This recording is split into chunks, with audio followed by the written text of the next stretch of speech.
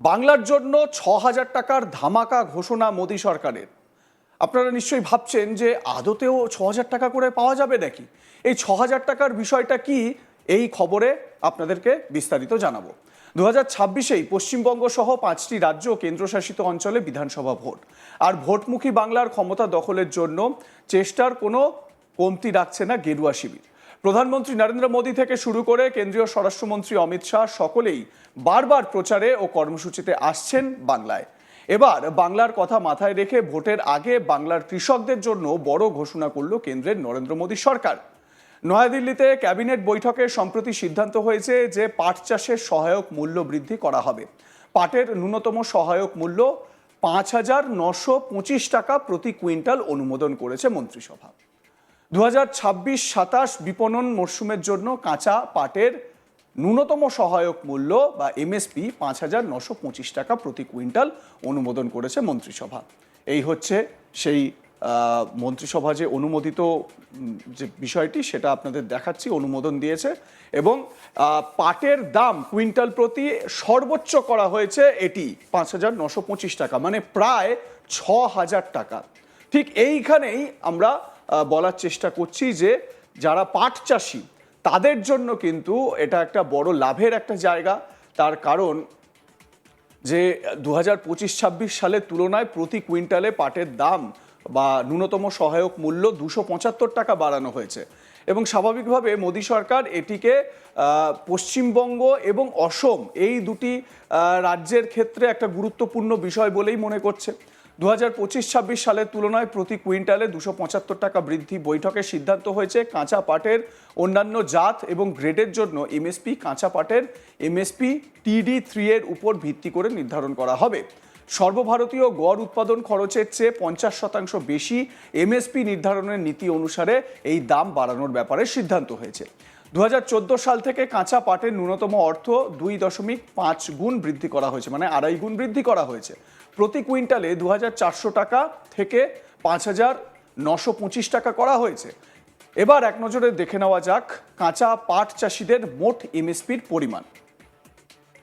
2004-05 থেকে 2013-14 অর্থবর্ষ পর্যন্ত 441 কোটি টাকা।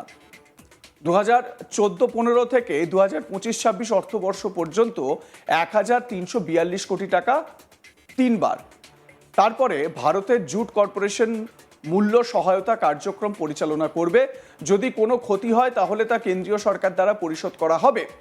এ বিষয়ে কেন্দ্রীয় মন্ত্রী অশ্বিনী বৈষ্ণব তিনি কি বলেছেন, তিনি কি জানিয়েছেন, এই ক্যাবিনেট মিটিংয়ে কি সিদ্ধান্ত হয়েছে শোনাবো তার বক্তব্য। लास्ट फैसला आज का, जूट के मिनिमम सपोर्ट प्राइसेस को आज रिवाइज किया गया, इंक्रीज किया गया और 5,925 रुपीस पर क्विंटल किया गया आज के कैबिनेट में। साथ ही साथ और फैसले भी लिए गए कि जूट के जो प्रोडक्टिविटी को इंक्रीज करने वाली सीड वैरायटीज हैं उनको बढ़ावा देना चाहिए और जूट के क्वालिटी को और इम्प्रूव करने वाली वैरायटीज हैं उनको बढ़ावा देना चाहिए। और ऐसे एरियाज जिसमें बहता हुआ पानी हो उन एरियाज में जूट की क्वालिटी बेटर होती है, उन एरियाज को भी जूट में कल्टीवेशन में कवर करना चाहिए। माननीय प्रधानमंत्री श्री नरेंद्र मोदी जी की सरकार ने हमेशा एमएसपी को 50% से अधिक रखा है कॉस्ट से। ये भी इसी प्रिंसिपल के तहत है फैसला और इससे हमारे किसानों को, विशेषकर पश्चिम बंगाल और असम के कुछ क्षेत्रों में जहाँ पर जूट की ग्रोथ होती है वहाँ पे किसानों को बहुत बेनिफिट होगा। কেন্দ্রীয় মন্ত্রী অশ্বিনী বৈষ্ণব বলেন, এছাড়াও কৃষকদের জন্য বিজ্ঞান ও প্রযুক্তির জন্য যুবাদের জন্য যেসব প্রকল্প নেওয়া হয়েছে তা অভূতপূর্ব। কেন্দ্রীয় মন্ত্রী বলেন 2024 সাল থেকে রেলপথ, হাইওয়ে ও মেট্রো প্রকল্পে দেশ জুড়ে বিপুল কাজ হয়েছে। এর মধ্যে 49টি রেল প্রকল্পে মোট 1,80,164 কোটি টাকা অনুমোদিত হয়েছে। 27টি হাইওয়ের কাজে 2,39,748 কোটি টাকা অনুমোদিত হয়েছে। এছাড়া দেশ জুড়ে মোট 10টি মেট্রো প্রকল্পে 1,31,237 কোটি টাকা অনুমোদিত হয়েছে।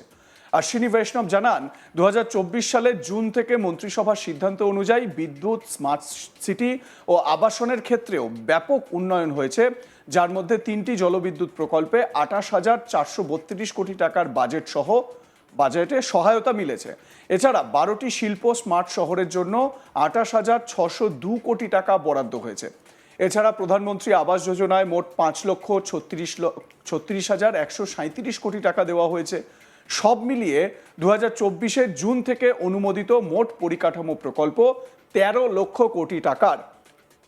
অশ্বিনী বৈষ্ণব এ বিষয়ে কি বলেছেন শোনাবো আপনাদের।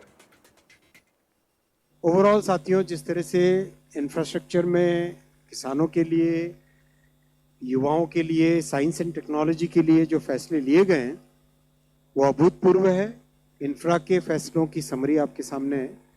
करीब 1,80,000 करोड़ रुपए के रेलवे प्रोजेक्ट्स अप्रूव हुए हैं, 2,40,000 करोड़ रुपए के हाईवे प्रोजेक्ट्स, 1,30,000 करोड़ के metro projects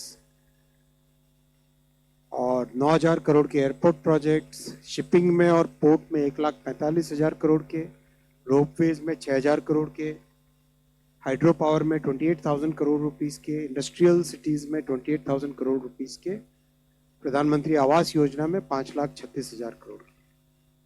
overall 13 lakh crore रुपए से ज्यादा के फैसले इंफ्रा के लिए गए प्रधानमंत्री जी की इस ऐतिहासिक तीसरी टर्म में। কেন্দ্রীয় মন্ত্রী অশ্বিনী বৈষ্ণব তার বক্তব্যে যখন তিনি এই যে কেন্দ্রীয় মন্ত্রিসভা যে অনুমোদন দিয়েছে সেই অনুমোদনের কথা বলতে গিয়ে যখন এই পাট চাষিদের কথা বলেছেন, তখন খুব ইন্টারেস্টিং একটা বিষয় তিনি কিন্তু পশ্চিমবঙ্গের কথা উল্লেখ করেছেন। পশ্চিমবঙ্গ এবং অসমের পাট চাষিদের কথা তিনি উল্লেখ করেছেন এবং সেই কথা বলতে গিয়ে তিনি বলেছেন যে অভূতপূর্ব, মানে 2,400 থেকে 2,400 টাকা থেকে 5,925 কোটি টাকা, মানে প্রায় 6,000 টাকা প্রতি কুইন্টালে দেওয়া হচ্ছে। 2,400 টাকা থেকে 5,925 কোটি টাকা বৃদ্ধি করা হয়েছে এবং গত অর্থবর্ষের হিসেবে যদি দেখা যায় তাহলে সেইখান থেকে 275 টাকা বৃদ্ধি করা হয়েছে। ঠিক এই জায়গাতেই বাংলার পাট চাষিদের জন্য বলা যেতে পারে একটা বড় দিক এটা, এবং সেই কারণেই আমরা এই বিষয়টা আপনাদের সামনে রাখার চেষ্টা করেছি। এবং মনে করে ভালো করে ভেবে দেখুন যে বিধানসভা ভোট আসন্ন, আর কয়েকদিনের মধ্যেই ভোট ঘোষণা হবে, তার আগে ভাগেই পাট চাষিদের জন্য যে এই যে ন্যূনতম সহায়ক মূল্য কুইন্টাল প্রতি 5,925 টাকা করে দেওয়া, এটা যথেষ্ট তাৎপর্যপূর্ণ এবং পাট চাষিদের জন্য লাভদায়ক হবে বলেই মনে করছে বিভিন্ন মহল।